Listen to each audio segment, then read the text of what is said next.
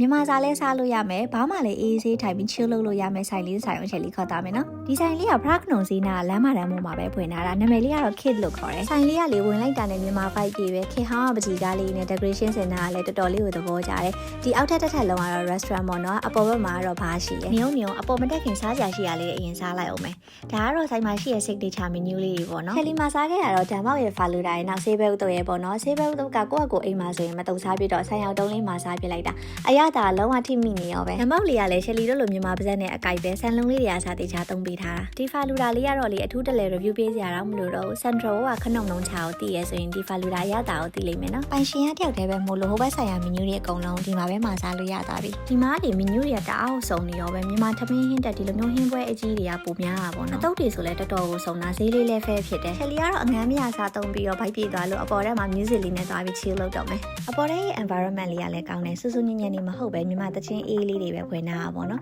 ကိုယ့်ရဲ့တငယ်ချင်းတွေနဲ့ထိုင်ပြီးတော့အေးဆေး chill လုပ်လို့ရတယ် drinks menu တွေကလည်းအစုံရတယ်နော်ဈေးတွေကလည်းတန်နေရောပဲဒီဆိုင်လေးကဖွင့်ထားတာလည်းမကြသေးတော့လေးလာစားမဲ့ customer တွေအတွက် promotion လေးလည်းလုပ်ပေးထားသေးတယ်ဖုန်းနံပါတ်လေးကိုပြပြီးငွေရှင်းမယ်ဆိုရင်မီလာကုန်ဒီဘာသာစား 25% discount တော့ရမှာမို့လို့ဆိုင်လေးကိုမြင်မြန်သွားလိုက်အောင်နော်